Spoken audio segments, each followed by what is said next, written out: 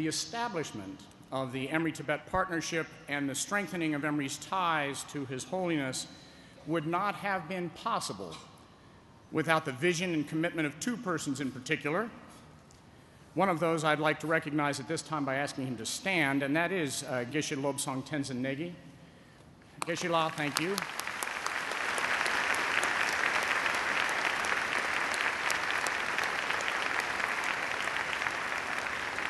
Geshe La is an Emory PhD, senior lecturer in Emory College and director of the Drepung Loseling Monastery here in Atlanta.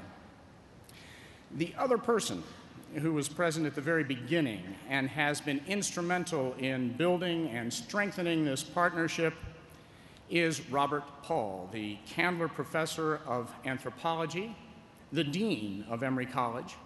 And so at this time, Dean Paul, if you could speak briefly about that partnership. Welcome.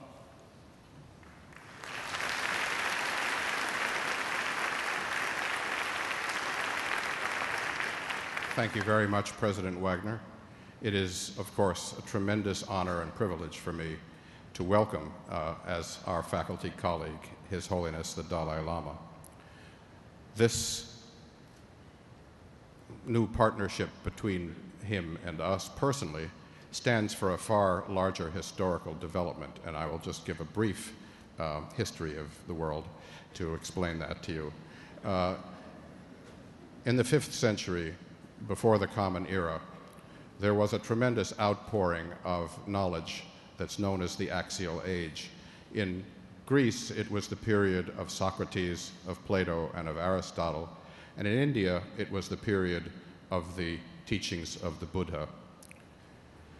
For many years during the Hellenistic age that followed, there was a free flow of information, knowledge, teaching, and wisdom in this whole area between India and the Eastern Mediterranean, and ideas moved, as well as people, moved rapidly and effectively between these areas. But as time passed over centuries, these two worlds drew apart.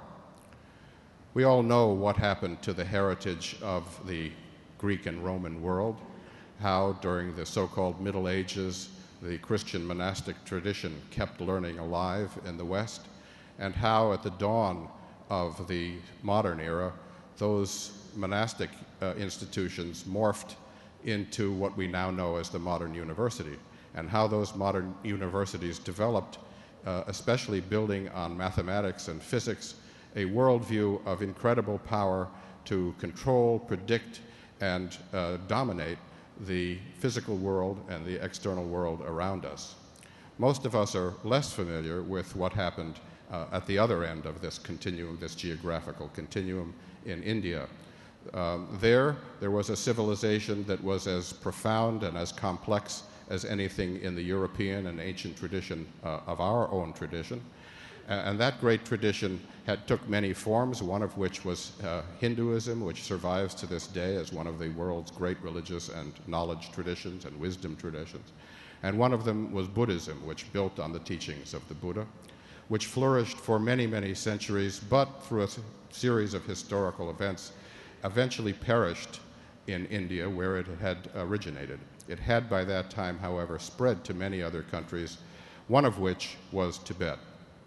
And it was in Tibet, for a variety of reasons, that the teachings of ancient India in the Buddhist tradition were most completely preserved and carried on and augmented by the teachings of great Tibetan masters, so that the Tibetan tradition of today that survives right through to the present Dalai Lama is the direct inheritor of a tradition that is as old and as great as ours in the West, and was once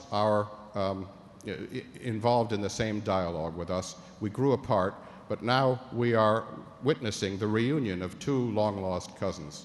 This is a wonderful moment. It is a culmination of, for many of us, of something, but it is the beginning of an opportunity for these two traditions, one of which excelled in exploring the external world, and one which devoted hundreds of years to the study of the internal world, to the study of the mind, to the study of consciousness, and to the development of simultaneously wisdom and compassion.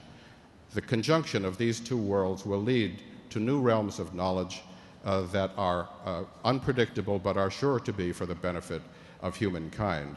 And it is with great pride that I acknowledge that Emory will be one of the places where that new synthesis begins to take place, and indeed is already beginning to take place. With those words, I wish to welcome all of you, to welcome His Holiness the Dalai Lama to Emory's faculty, and to wish for auspicious and, as President Wagner said, for an auspicious development to the next phase of human intellectual history.